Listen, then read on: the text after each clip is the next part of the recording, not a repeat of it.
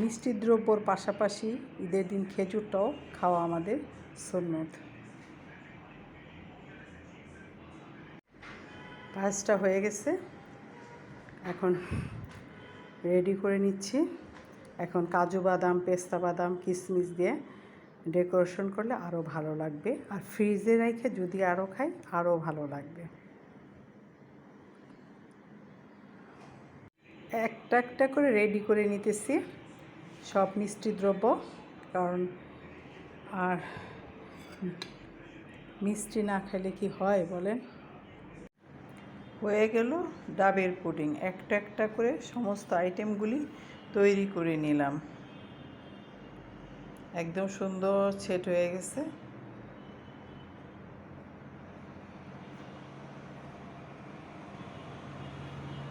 লাচ্ছি সেমাইটা ভেজানো হয়ে গেল।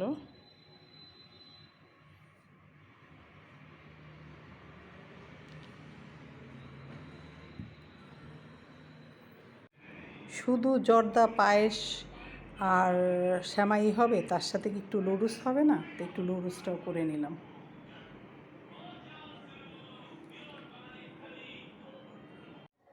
পোলাও মাংস খাওয়ার পরে দই আর কোকটা বেশ ভালো লাগে।